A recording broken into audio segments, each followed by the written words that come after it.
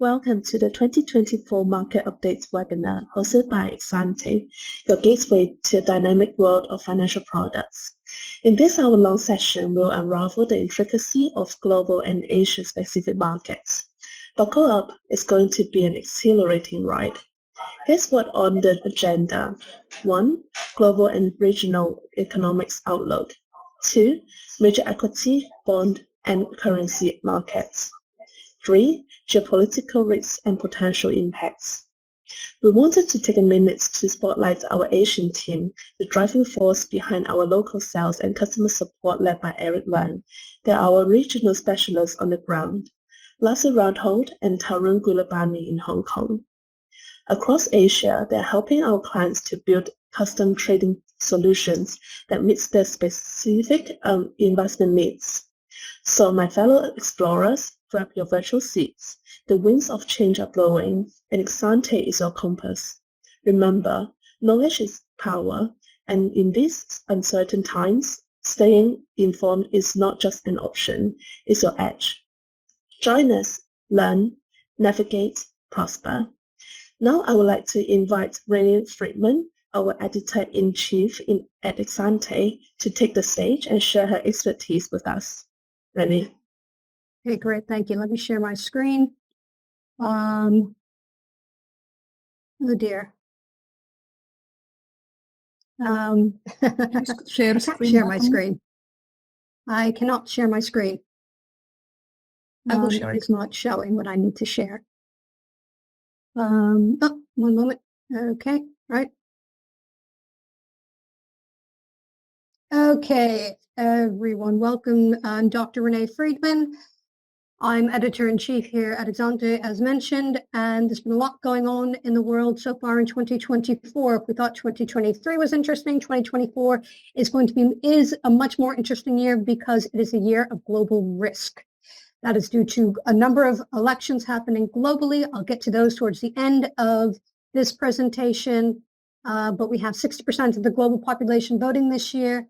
A lot of that is happening, obviously, in the biggest market in the world, in the US, and throughout Asia. So let's move straight ahead to where we are now. We'll be taking a look at the present state of the global economy, taking a look at some of the growth forecasts that we're seeing globally and in Asia, bond markets, equity markets, currency markets, where they have been over the past quarter, where they are looking now, what is pushing them, what's pulling them back. And we'll also, as I said, take a look at those geopolitical risks and other types of risk and the potential impact of those risks. So moving ahead very quickly. Rates, well, we know in the US rates are coming down about at 5.25%. They've not been changed for quite a while now, at least 5 meetings, maybe more at this stage. The yield curve remains inverted. It's been inverted for about 23 months now. Now, normally that would signal a recession, but we've not seen recession happening. In fact, out of the US, we've actually seen massive levels of growth coming through. We had growth at 3.4% last quarter. And we are seeing growth expected at about 2.5% coming through for this quarter. We have dollar strengthening throughout Q1. We have the dollar index rising by 3.17% last quarter. And of course, the thing is we still have a very tight labor market in the US. The latest numbers that we have on that is employment is actually continuing to stay around the 3.8% level. It went up slightly last month, but we had very strong non-farm payroll numbers come through last week. They may be revised slightly lower. Wages are still remaining quite high, even though they are falling somewhat. The pace of wage growth is falling overall, but it's still remaining above what is comfortable to achieve the Fed's target rate. Now, the other thing that we have happening, of course, is in Japan. So I need to move this in my own notes.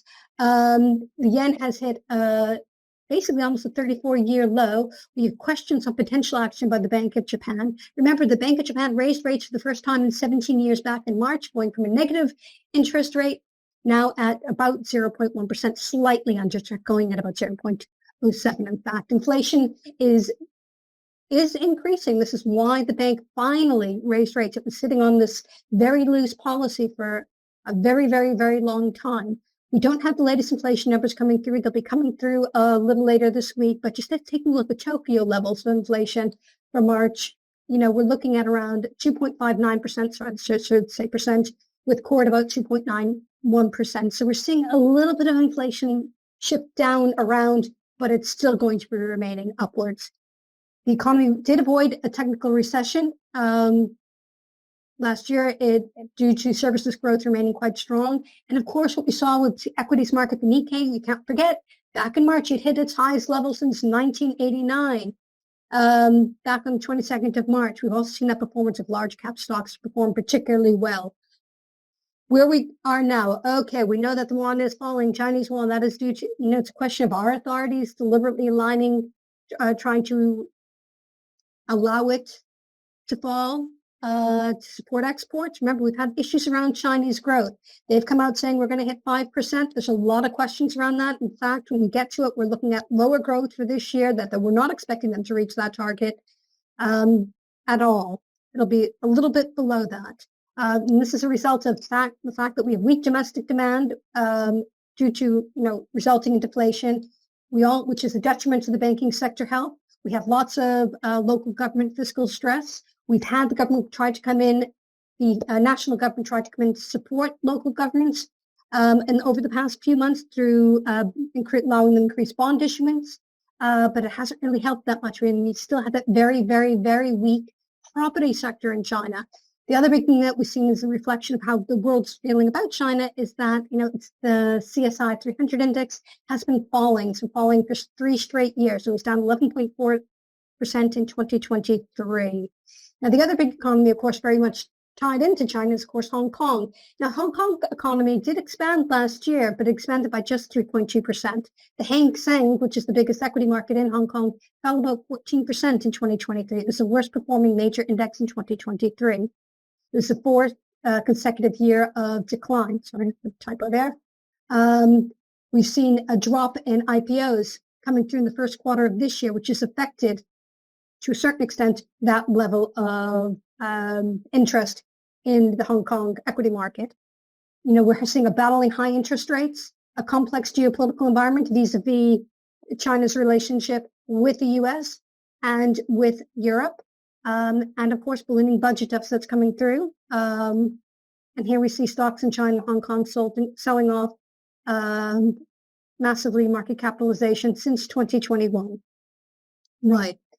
So other economies that we're looking at within Asia include South Korea. Remember, we have the South Korean elections happening tomorrow, and I'll go into that a little bit later. Growth decreased last year, 1.4%. That's again due to that weakening demand for exports. We have ongoing geopolitical concerns in South Korea, not just with the North Koreans as well, but also, of course, with China and dwindling domestic demand. Exports were down 7.43% last year. A lot of that is due to its trade with China. It was hit by the chips, most importantly, but it was able to improve the latter part of last year due to that increasing demand for semiconductors as we started to see that overall AI boom happen globally. And that was reflected again in U.S. stocks, and particularly in terms of NVIDIA. It recorded a trade deficit the second straight year for the first time since the late 1990s, at the end of last year. And we've seen 9 consecutive rate hikes lead to weaker domestic demand. The central bank rate is at 3.5%. We don't see that changing anytime soon because inflation is ticking up again. So that's going to still weigh on South Korea. India, the economy has been boom, boom, boom, boom. The economy grew at 8.4% in the October-December quarter. It's approximately 7.7% for the year. Growth has largely been driven by fixed capital formation, a lot of investment coming through.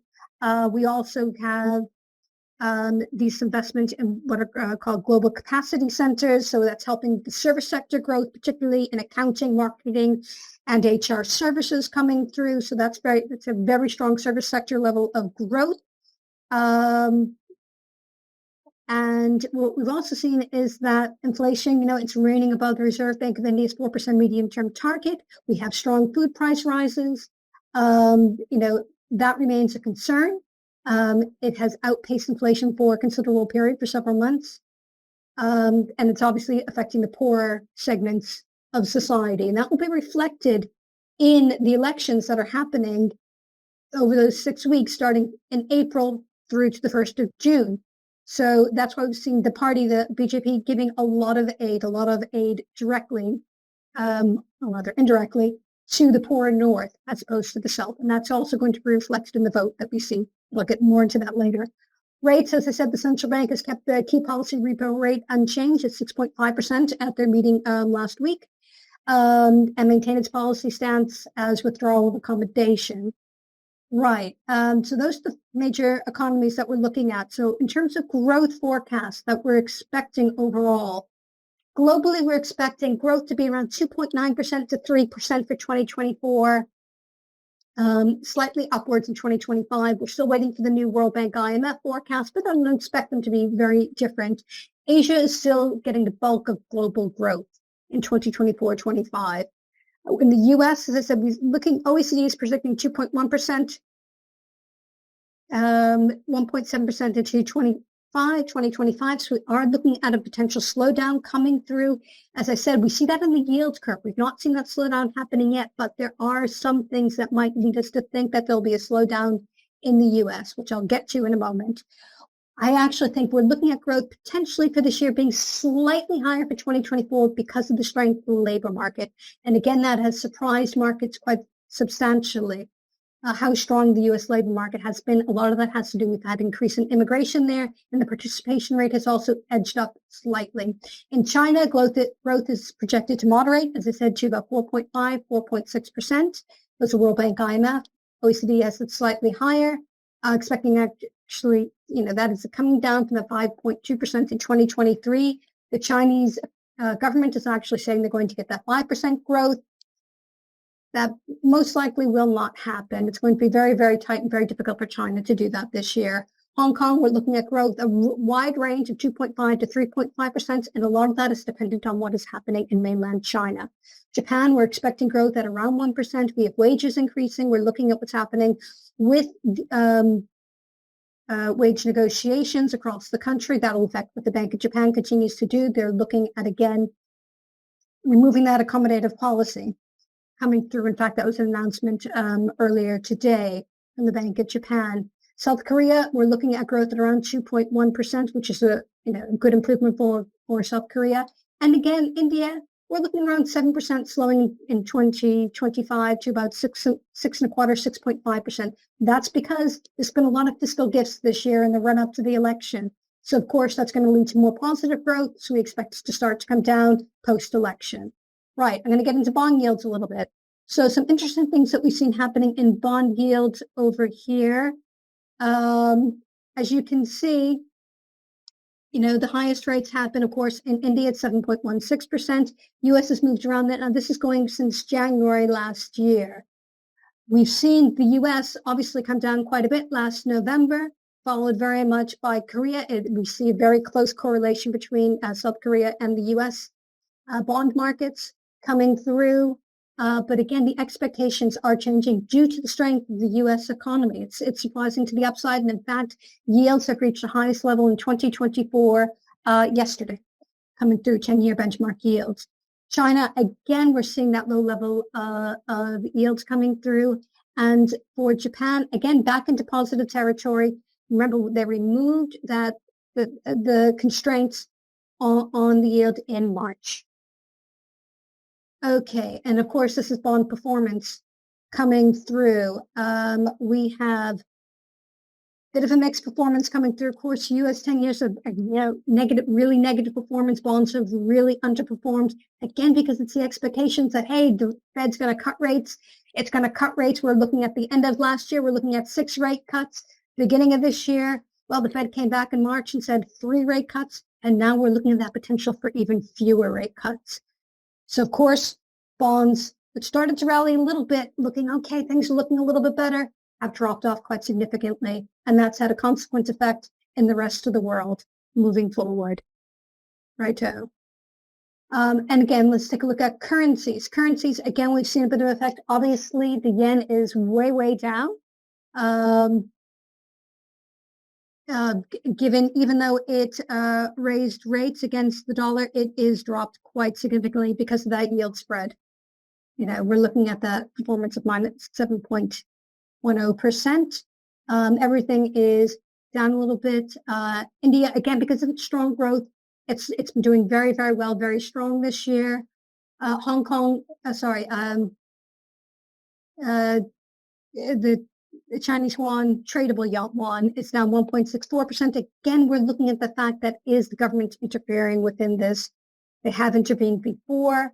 And again, in Korea, again, we had that very low growth coming through, geopolitical concerns. So, of course, the currencies are going to be affected.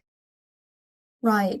So what we're seeing happening essentially is dollar strengthening on rising yields. We've had fewer cuts than are looking likely to happen. As I said, 6 cuts were predicted last year. We're looking at 3 this year. Most likely, if we get 2, we'll bring it down to 4.75. We might get down to 4.5. But a lot of all eyes will be on the CPI and PPI data this week to help confirm where the economy may be going, where the Fed might be going. We're looking overall, the Fed had said at the last meeting that they're looking at a higher neutral rate, only at 0.10%, but in fact, it will probably be higher given the strength of the economy. Therefore, we're looking at not only a bumpier landing, if we have any landing at all. There is the points of a no landing. A lot of people are discussing that. If that were the case, it probably won't be, because we are looking at that slowdown in growth into next year, so that bumpier landing will most likely work through. We're actually looking at the fact that, again, bond markets are going to be negatively affected and the dollar will remain strong above this. And the fact that if we're having that bumpier landing, it's because target inflation is still going to remain above that 2%. We're not going to get there as quickly as the Fed may have anticipated at the beginning of this year. We're looking at potentially sharper easing into next year. But that pace of easing may be slow into 2025. The Fed does not want to cut too soon. They're very, very cautious about that. The yen has been falling on expectations that the Bank of Japan will maintain its accommodative stance. As said, it's 34-year low. We're looking at intervention most likely happening. We're very close to that intervention level of the yen dollar coming through. The Chinese yuan, monetary policy divergence between the Fed and the People's Bank of China will keep the yuan weak in the first half of 2024. But any depreciation that we're seeing, it's likely to be highly controlled. We've not seen it really go below 7.4. And it's not clear, China is worried about this, because that does mean if it goes below, we see too much depreciation coming out, we will see capital outflows. And China doesn't want that, particularly when they're trying to grow the economy, given, as I said, those levels of weak domestic demand. So it's an important issue for them. In Korea, the won is expected to strengthen, but again, it's very much tied into what's happening with the Fed. As we saw, there's a correlation between the Korean won on the bond side and the Fed happening. And in India, we are expected, its currency is expected to strengthen. The rupee, a little as the Reserve Bank of India, it's relying a lot on its foreign exchange reserves to manage volatility. It's been building up these foreign exchange reserves quite substantially. As I said, it's been very strong in terms of its service export growth. So it's been building up those foreign exchange reserves. It's also been buying a lot of gold, as has the People's Bank of China. The biggest risk coming through on the currency is Fed delaying cuts, which means the dollar remains stronger. That's impacting emerging markets across the board. All right. I'm just keeping an eye. Nobody's showing me anything on time. I'm just going through this rather quickly. Is there a question in the chat? Okay, no, there isn't. Right, equity markets. Well, what we've seen in equity market performance is investors are incredibly positive. As I said, the Nikkei, it hit a 34-year high in March. As we can see, it's going up, up, up. It's currently, it's up in Q1 at 20.63%. We had the Hang Seng, which has been in negative territory, as I said, because of that slowdown coming through in China, the concerns around the property market in China. Remember, a couple of those are listed on the Hong Kong Stock Exchange. So that's negatively affected Hong Kong. In India, again, it's overall up to the quarter at 1.95%. And Korea, much more positive again at 3.44%. This is again correlated to what's been happening in the US. We've had investors into US stocks, they're kind of gotten their heads around the idea that, okay, it's higher for longer, but the growth is really strong and that's going to be really good for corporate profits. So again, as we go into corporate earnings season coming up, which we have the first reporting on US financials on Friday, we'll be looking very closely at those margins coming through. that will impact what will be happening, particularly within Korea, because people will be looking at our investors remaining optimistic. Okay, whoops. Why is this not allowing me to go down any further? All right, I seem to have a problem here. Why is it not? Whoops, sorry about that. Okay. All right, and so in terms of the equity markets, the U.S. is leading the way. We've had that surge in Q1, particularly on AI stocks. NVIDIA became a $3 trillion company. And the rest of the Magnificent Seven, although we did see out of that Magnificent Seven, out of the quarter, both Apple, which I believe was down about 11%, and Tesla down almost 13%. So the other 5 stocks are doing quite well. Of that Magnificent Seven, 2 are really quite down. As I said, the equity investors are remaining focused on the strong growth scenario. They're trying to ignore, to a certain extent, the bumpiness of the landing that we're more likely to see out of the U.S. They said Hong Kong is feeling that impact of China coming through, that weak property sector, that weak level of consumer demand, disinflation that's been happening in China. It's feeding through into Hong Kong. India, as a result, we had the Indian Stock Exchange become the 4th largest in the world in January. So that's quite something. When we look at where India was a few years ago, we've had massive inflows of FDI as well during this time. So India is now the 3rd largest stock exchange in Asia. Within South Korea, we've had returns boosted by the information technology and consumer discretionary sectors. We have started to see a rebound in sales to China, and a surge, of course, in that semiconductor chip segments. As we've seen the overall demand for AI, that global AI frenzy coming through. We're looking at some pressure coming through on energy and technology stocks.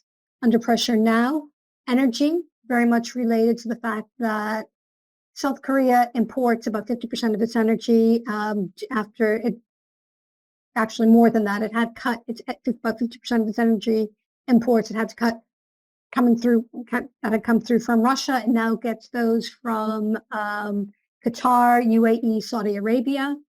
And of course, we've seen Saudi Arabia increasing the price of energy coming through. They've been raising their price for Asian markets over the past couple of months, as OPEC in general is trying to cut back supplies and keep the price quite high and keep it steady.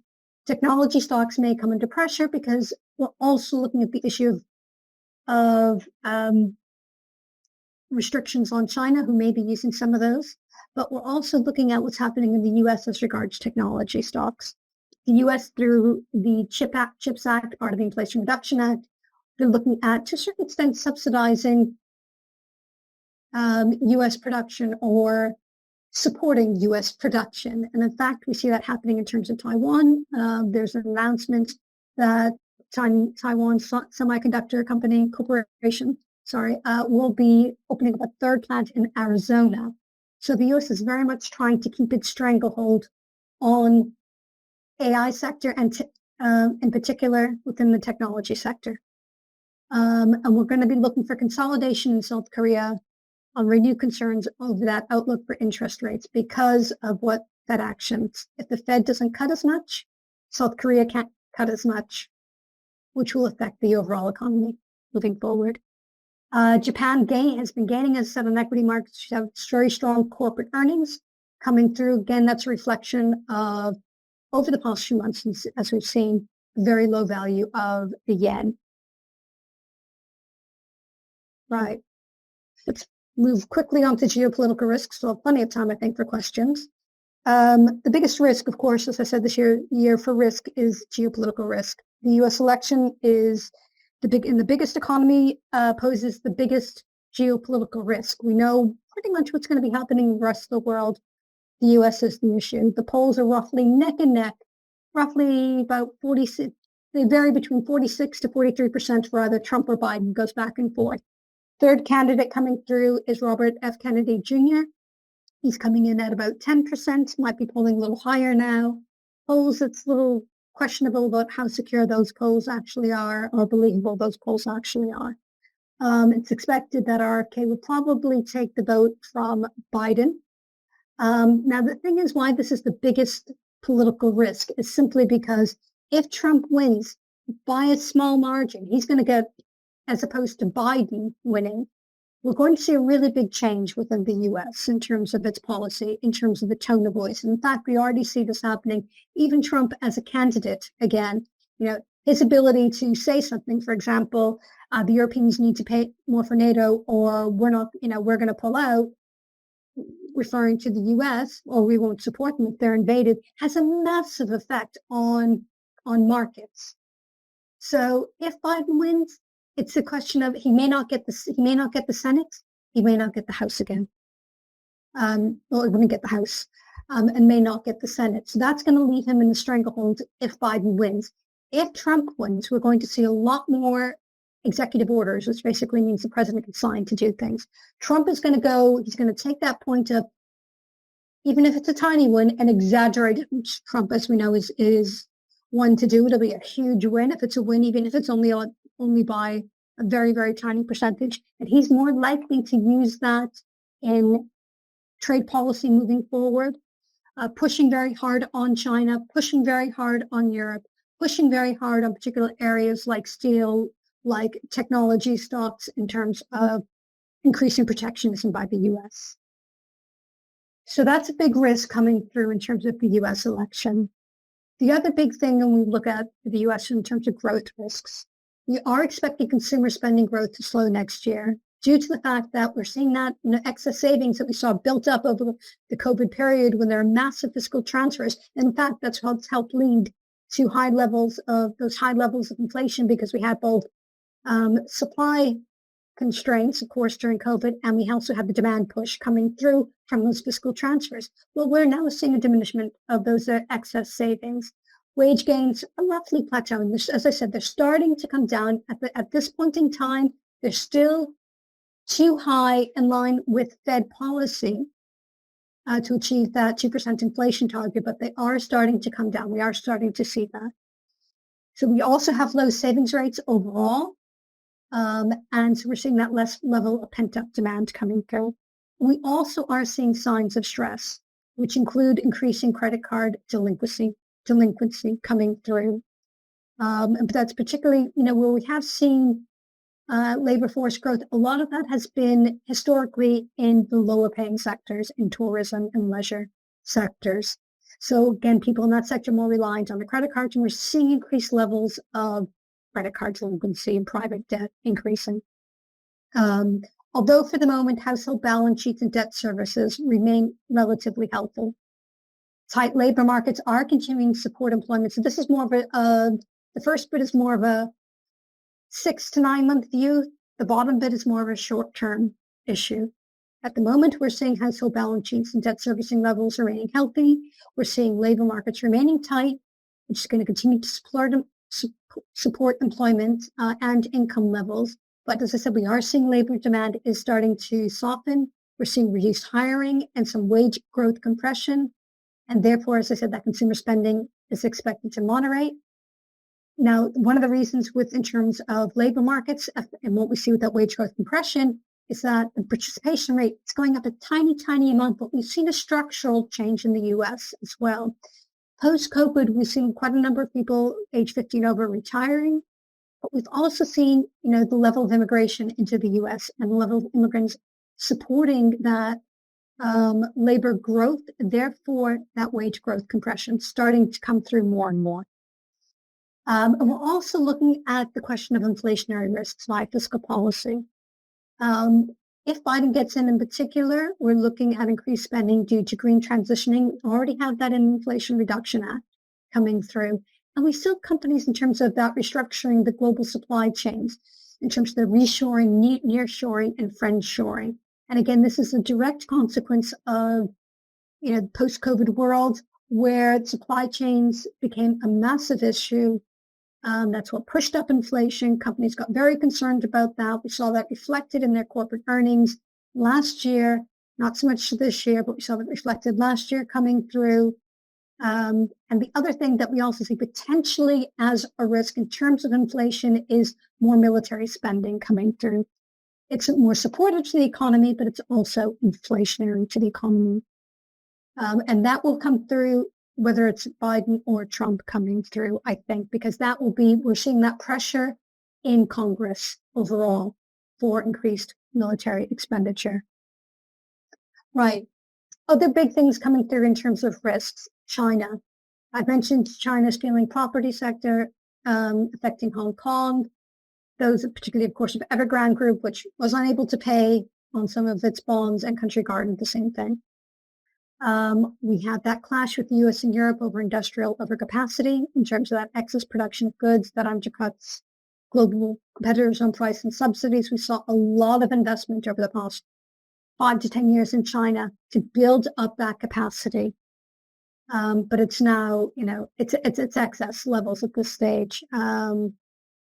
China is trying to go back on the US, say that Inflation Reduction Act, bring that to the WTO, but it could backfire in terms of the electrical vehicle industry and in terms of shipbuilding. China's been trying to build that up in terms of protectionism.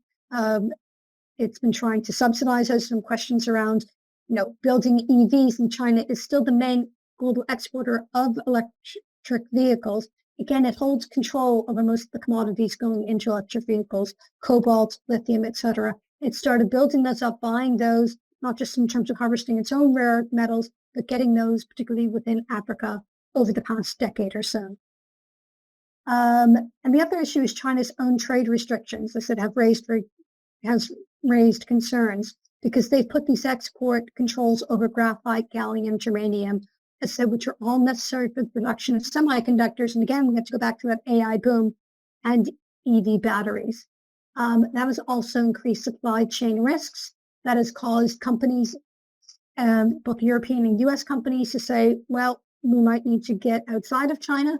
Therefore, we've seen that reshoring into other countries. We've seen it happening into Mexico, we've seen it happening into Vietnam, etc., and other places increasing. And of course, a big risk when we look from the political side of things is the South China Seas.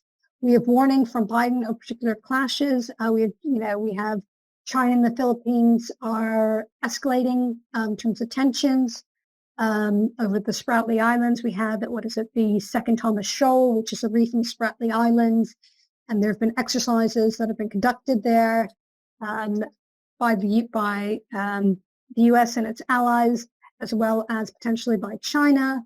And again, we have to remember Beijing claims most of the sea. And we have other claimants on this, as said, Vietnam, Malaysia, Brunei, Taiwan, Indonesia, and of course the Philippines. So this remains a very sore issue. There's also the point of Taiwan. We had the elections in Taiwan earlier this year. But again, the person who got into the parties that didn't, it was pretty much as keeping policy as it was, pretty much. Hasn't really shifted the boat at all on this. So, but, I think because of semiconductor industry, most of the semiconductors are produced out of Taiwan. That is why the U.S. has had negotiations with the Taiwanese Semiconductor Corporation. And that's why we are seeing investment into the U.S. happening. Right. Other geopolitical risks coming through. Again, Hong Kong, weak good and service trade, limited the overall growth potential. Property weakness is still an issue.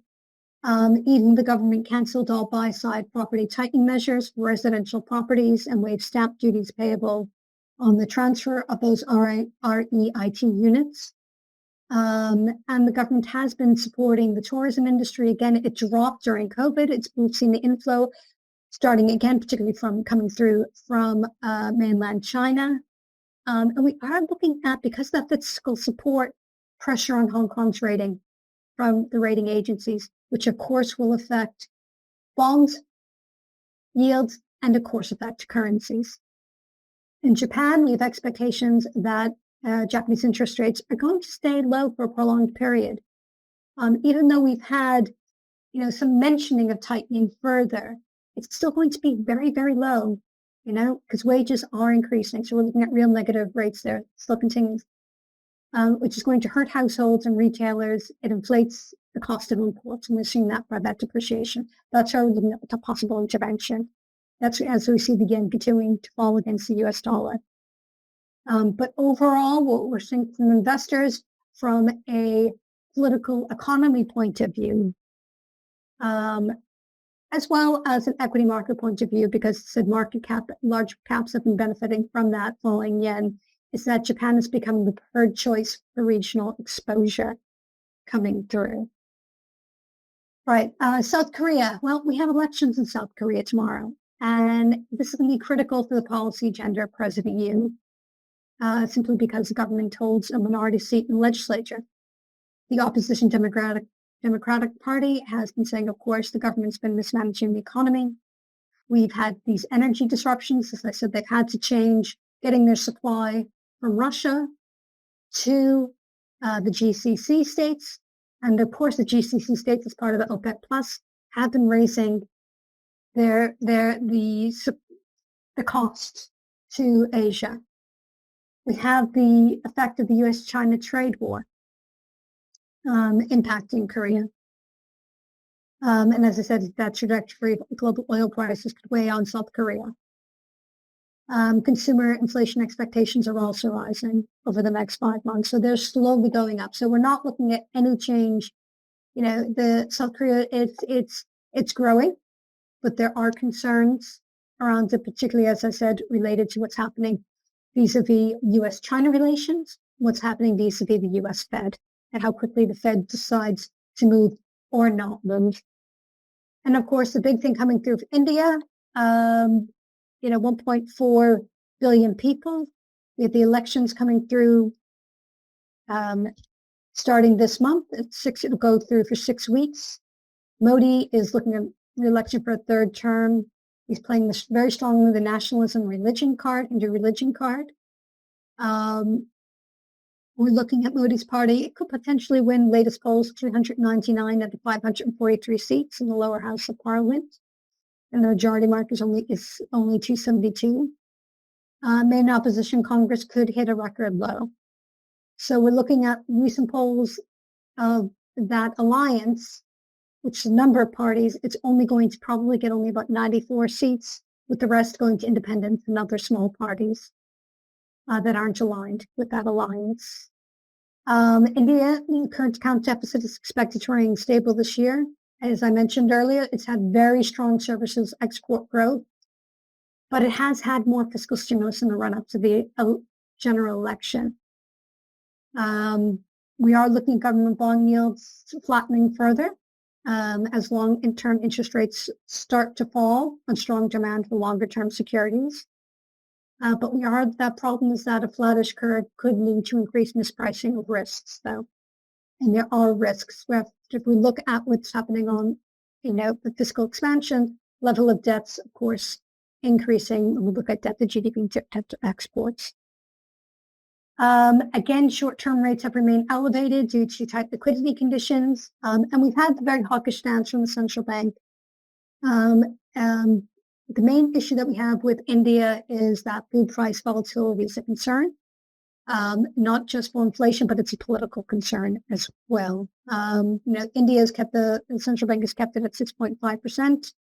Inflation expectations, or we expect inflation, it is slowly coming down. It was 5.09% last month. It was month before in February, expected last month to be about 4.9%, so slightly coming down. But, the near-term risks that we see are that fiscal expenditure. We see that food volatility is concerned. And of course, we're heading into monsoon season, which is going to put additional pressure on the government to be supportive. And essentially what we tend to see is, what that means is that monetary policy is likely to be relaxed in India anytime soon. And I think that is, we've had some questions. So I'm going to go stop sharing my screen at the moment, and we can go into questions. There seem to be quite a few in the chat. Okay, likelihood of recession in 2024. I think the recession in 2024 is, quite frankly, it's not going to happen. As I said, we still have a very tight labor market. We still have wages quite strong. We still have high levels of consumer demand in the U.S. So a recession not on the cards for 2024. We will start to see a slowdown over time, but it won't really hit until Q1, Q2, most likely into Q2 next year coming through. As I said, as we see, this that increase in delinquencies, that drop in consumer demand coming through, as we see wages start to fall, because we've had that increase in immigration coming through in the U.S. into the inputs into the labor market. And it's been a very high rate environment, but people are also very concerned, as rates start to come down, it's how quickly those rates come down. So inflation is going to remain high within this. We'll probably still see yield curve inversion for quite a while longer. The impact, what could be the impact of Biden-Trump election on Asia markets? I think that's Biden beating Trump. I'm not quite certain. If Biden wins, it's probably, we'll be hearing the same rattling in terms of China. You had Yellen obviously speaking in China this week. It'll be same as business as usual if Biden wins coming through. I think I don't see any major changes. If Trump, it'll be much more aggressive about this. Coming through. So I don't really see any change if Biden wins the election coming through vis-a-vis what's happening in Asian markets. It won't, have the Inflation Reduction Act, which itself is going to be a bit inflationary, so that may hold rates higher, which of course, as I mentioned, would affect South Korea. It will affect every market if rates are held higher for longer.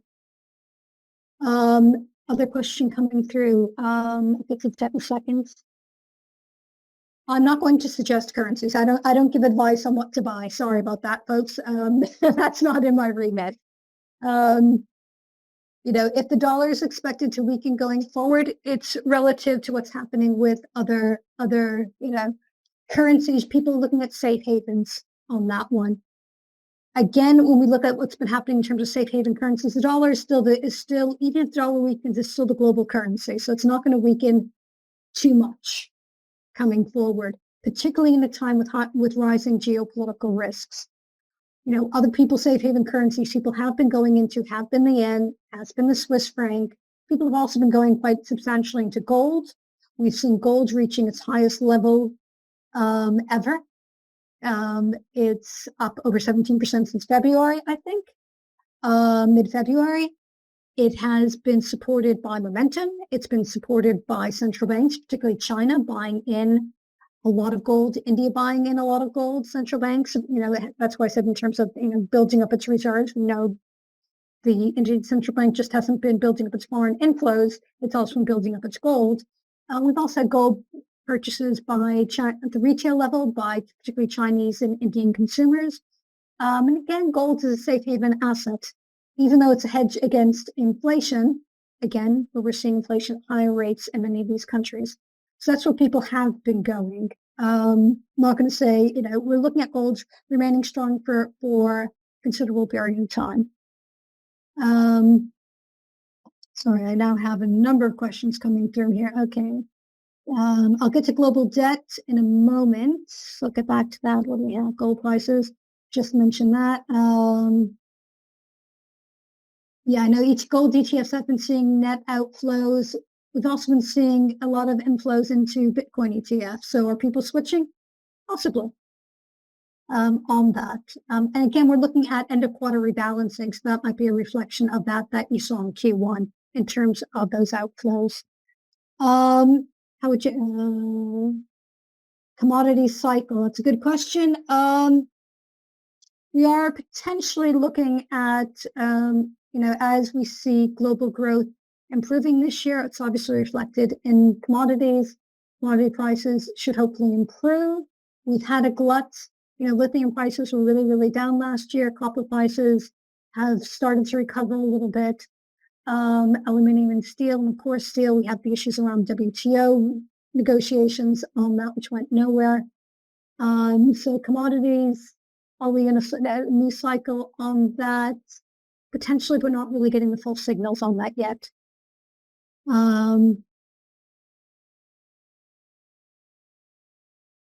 Oil hitting 120. So I'm just seeing these coming through very quickly. So I'll get back to some of the other ones.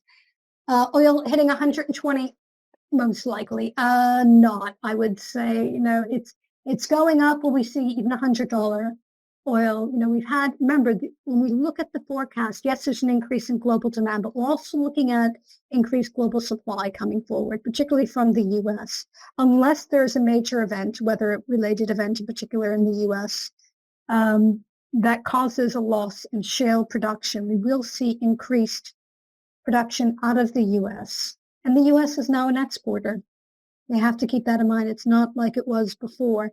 And yes, OPEC will continue to cut back, but they're not going to be able to cut back so far because, again, a lot of the economies, particularly in other emerging markets out of the GCC, are very dependent on energy. And we've seen particularly, Venezuela is trying to, and Argentina, Venezuela in particular, is trying to get off the bad books of the US in many ways, given the state of its economy. So we are seeing potential increased supply from there, coming through. So I wouldn't see oil hitting 120. It will remain relatively range bound. It went up over 91. Will it remain below 100? Most likely. Will it remain below 90? It might dip above a bit, but it's going to be relatively range bound moving forward because of the fact that we have increased levels of supply into when we look at the International Energy Agency forecast moving forward, in contrast to what OPEC says, and moving forward because of what the US can do a little bit. Right. Let me go forward. There's a question on debt, which was an interesting one coming through. Debt is a problem. Global debt is a problem. The US, we've had the Congressional Budget Office saying that debt to GDP is currently at 97%, which is very, very high. A lot of that had to do with the tax cuts that Trump instituted when he was in office. Those are due to end this year. Even if Trump is elected, he won't be coming until next year. So is it a problem potentially if he reinstates those? Yes, it is a problem. Therefore, it will affect the overall yield curve. We have seen increased levels of issuance this year that is also supportive to the yield curve, U.S. yield curve, which of course affects global yield curves coming through. So debt is an issue. We have seen, however, within Asia, global debt, the debt problems aren't as much as a problem in Asia as it was, when we look back many years ago, look back 10 years ago, look back to the late 90s, it's not the same problem that it was. It's more of a problem in some of the other emerging markets that have not built up their foreign exchange reserves. That's why we've seen, again, as I said, China, India in particular, buying gold to support that. Anything? Okay. Trying to look at questions coming through where lots of questions.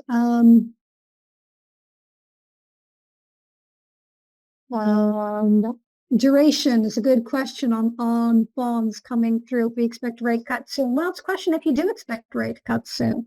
You could be in for a bit of a nasty surprise. Bond markets have been, as we've seen them coming down out of the US. People have been buying at the very, end of the most volatility is obviously in the short end, 2-year course, 5-year. People have been piling into longer and particularly pension funds while they can. So we've seen a shift in duration over, it is starting to happen, or it's been happening, I should say, over the past couple of months. People starting to buy the longer end of the curve. We will see potentially the US may go back after it decides to start its rate cut cycle to control potentially will in the future to prevent that volatility. We might see that reverse operation twist happening. It was mentioned a while ago. We haven't heard anything much further on that for a few weeks, but that is still an option. The US, which means that the Fed would buy the shorter end of the curve, driving those yields up, causing a drop in the longer end coming forward. So I'm not going to say to go and buy and hold, but that's something that's happening, what we're seeing within the market. Yeah, as I said, oil is rising. That's why I said the inflation story isn't the story that's over. We've had stickier inflation because it's been very much linked to services inflation. Now we're looking at a supply side shock again, and that's oil. And that's why I said the importance of the US production and friendly nation production. I'll call it friendly nation production, as opposed to just coming out of OPEC, which may be perceived by the US as slightly less friendly, or OPEC plus, a slightly less friendly nation production. It will, inflation could potentially go up. That's why, as I said, if we don't see those rate cuts happening, because of the supply side pushes, and that's affecting more of Asia, less of the US, then we will see, banks not cutting rates. It will affect where the currencies are. So the currencies may not depreciate as quickly as they would have if the US decides to cut rates, let's say, which won't be if this year, 1 or 2 rates this year. I said, has a consequent impact globally, but we're also seeing inflation rising, particularly within Asia, because they are oil importers.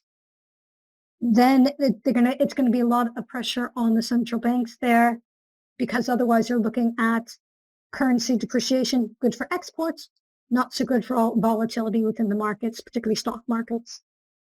So they'll be caught a little bit more between a rock and a hard place if that were to happen. Thoughts on the cocoa? Well, the reason why cocoa prices have gone up quite dramatically is due to poor harvests that we've seen happening in major producers such as Ghana. And this is a reflection of global weather patterns changing, climate change happening, and also to a certain extent, political processes as well within the countries that are producing in Latin America as well as within Africa. So question of how long it's sustainable, a lot of that is depending on, we can't say what's happening with global weather patterns, except that they're getting more erratic. We have seen as a consequence of climate change. In terms of government policies that may be more or less supportive to those industries, a lot of that is based upon domestic affairs happening within those countries. So I'm not going to go too much into that in terms of its sustainability. I'll tie it more into weather than domestic policies. Right. Thoughts on the euro? Okay, euro. The ECB is meeting this week. We're expecting rates to hold this week. We're looking at rate cuts as everyone is. In June, we have inflation at about 2.4%. I believe it's down from 2.6% to 2.4% coming through in March across the Eurozone, getting close to that 2% target. Again, still a problem of sticky services inflation, particularly wage growth. That's been a concern for the ECB. However, we've had the slowdown in the Eurozone economy, particularly within Germany. We know Germany's been in recession, really bad, although slightly improving manufacturing numbers potentially out of Germany. Good growth coming out of the periphery in terms of Italy, Portugal, and Spain.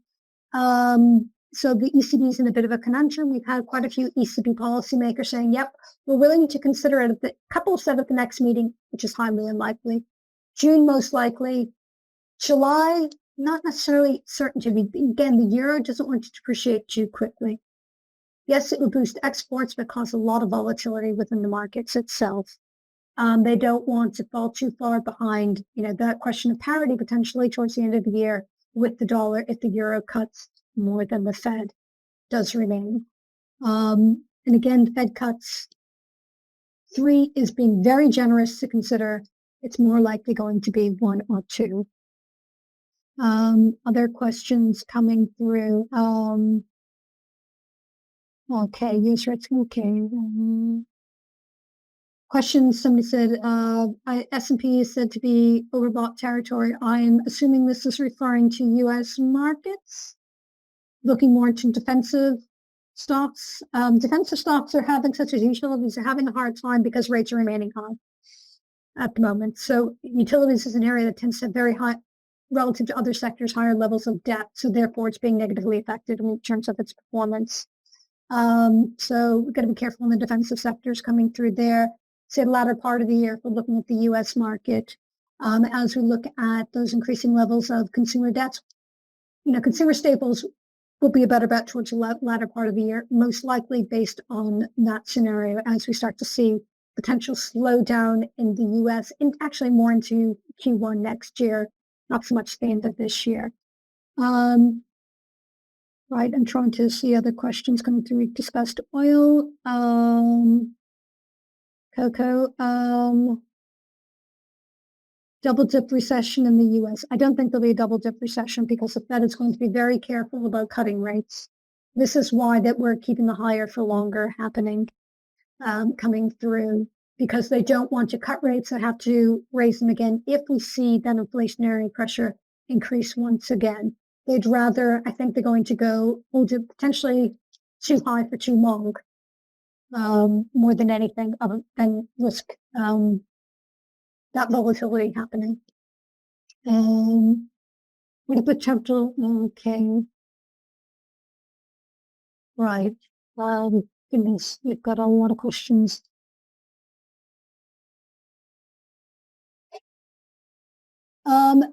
Look, Fed not able to cut rates. Would this affect the U.S. ability to pay back its debt? Again, the dollar still remains the global currency, despite discussions by the BRICS, including OPEC, to form a new currency. Hasn't happened, not likely to happen soon. So yes, it does become more expensive for the US. It does keep yields higher in the longer term, which will of course have an impact globally because if yields remain high in the US, it does reflect, as we saw in South Korea quite strongly in particular, it reflects in Hong Kong in terms of currency because of the Hong Kong dollar pegged to the US dollar. So it will affect their competitiveness. But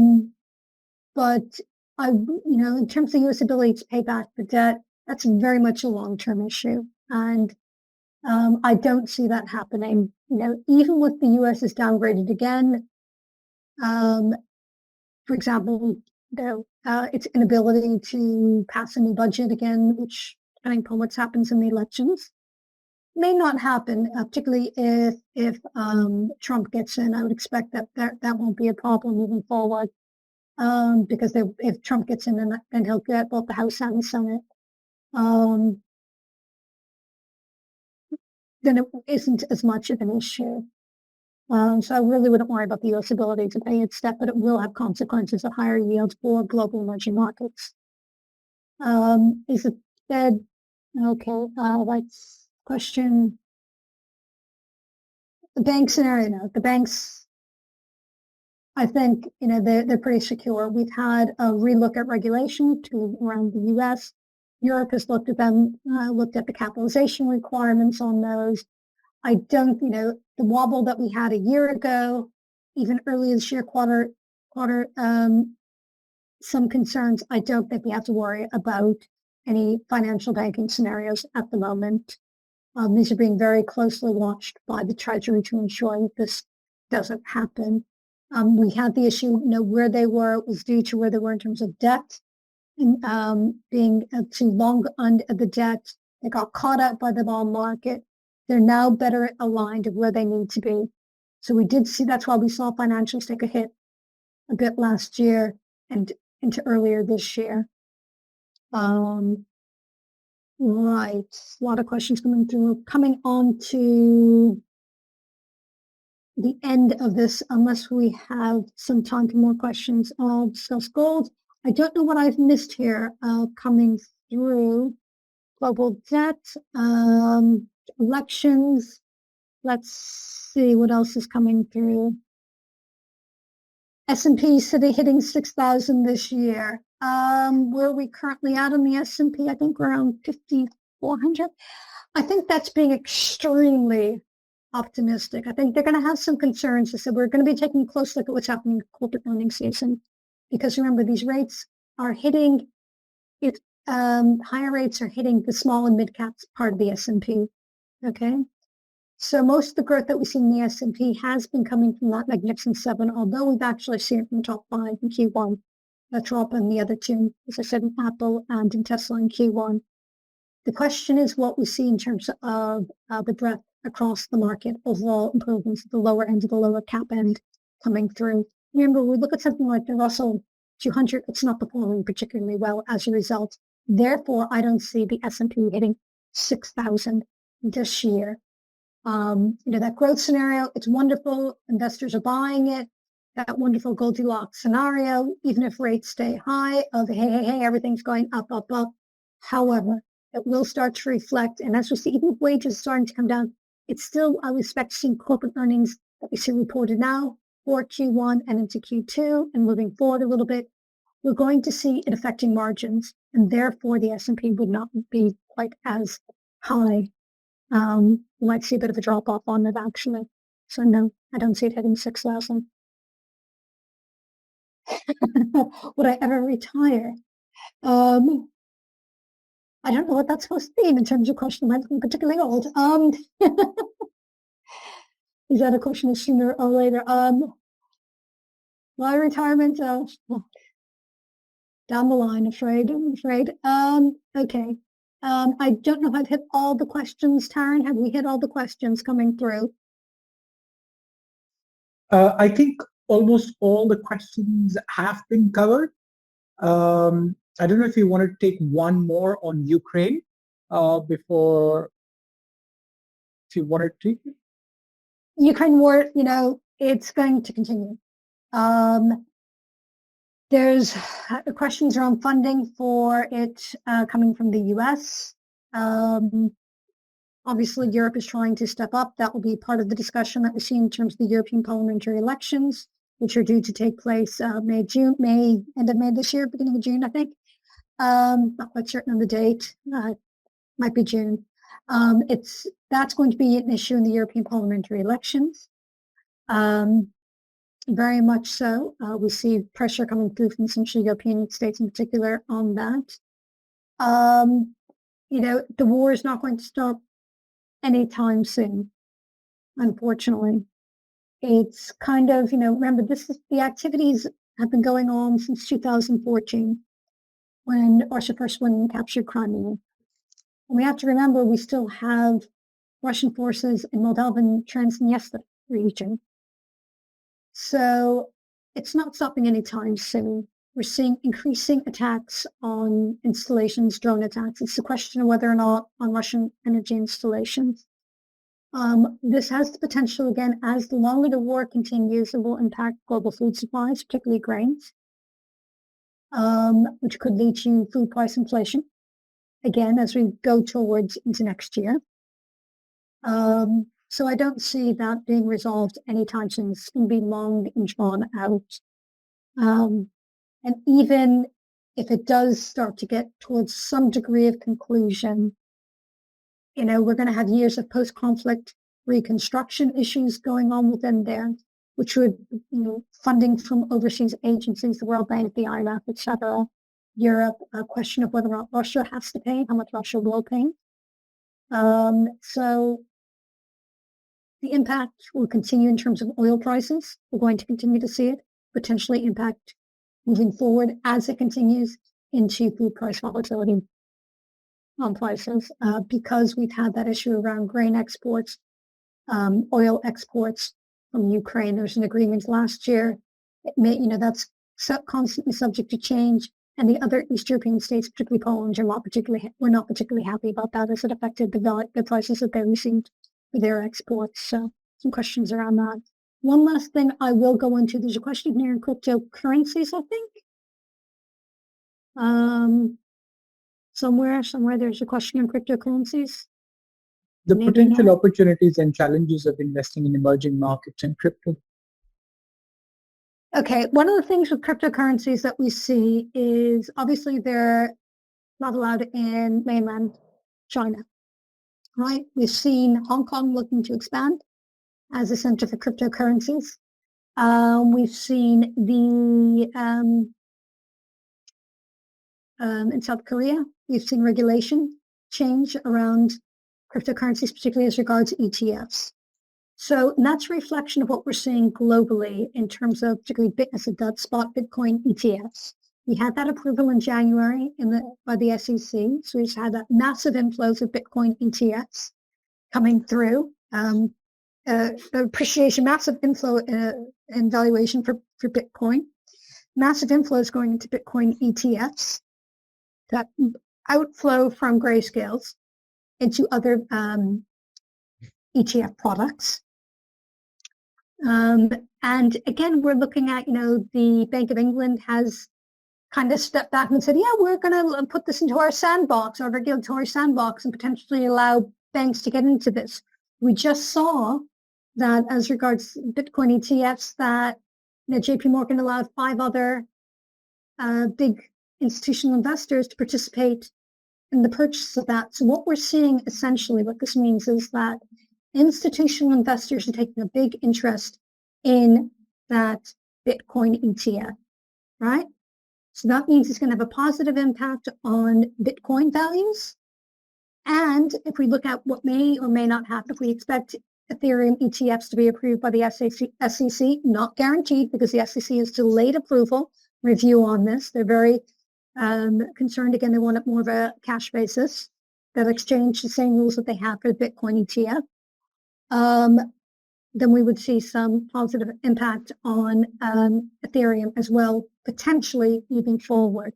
But for now, the Bitcoin ETFs, again, as long as that institutional investor base says we want to be in on the action, we see within Asia, we see, the Hong Kong monetary, in Singapore, we see it, the monetary authority, putting in better rules around this regulation.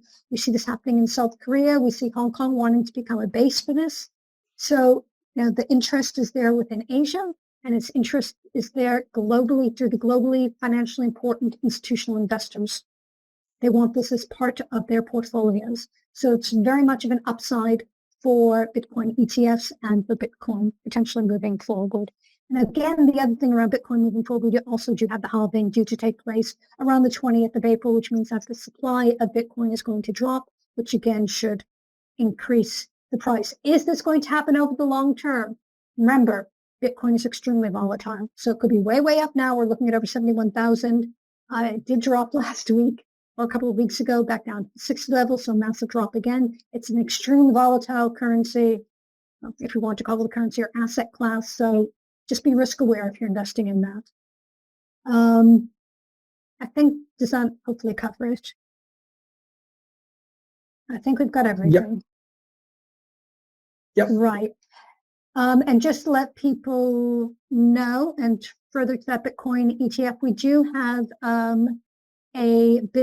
EXANTE does produce a crypto weekly newsletter called Proof of the Week, and we also have a bi-weekly blog called The Correct that takes a look at those ETFs, those cryptocurrency ETFs, which are posted on our website. I think Great. that's it. Thank you, Redding, for this insightful seminar. And before I pass it to Selena for our concluding comments, I'd like to tell everyone that if you have questions on EXANTE, please get in touch with our sales team. That includes me. Our head of Asia Pacific is Eric. He can be found on le@xhk.asia. I can be found on Tarun, TARUN @xhk.asia. And Lassa can be found on LRE@xhk.asia. And with this, if you have any questions, please feel free to get in touch with us. Selena, please. Thank you, Tarun. So as we bring the Q&A session to a close, we would like to express our sincere and warm thank you to Renee for her invaluable contribution and expertise. My pleasure. One last thing I just want to add. Sorry, Selena. One last thing I want to add. If you haven't already received them and you would like to receive them, we do produce a daily, weekly, monthly, and quarterly market update, as well as a monthly fixed income briefing. Just want to throw that out there. Thank you. So on behalf of our EXANTE team, we also extend our sincere appreciation to all of you for insightful questions throughout the webinar. We hope that today's discussion has provided you with new perspective and knowledge on the market updates. With that, we conclude today's webinar. We look forward to welcoming you to future events as we continue our journey of knowledge and exploration. Thank you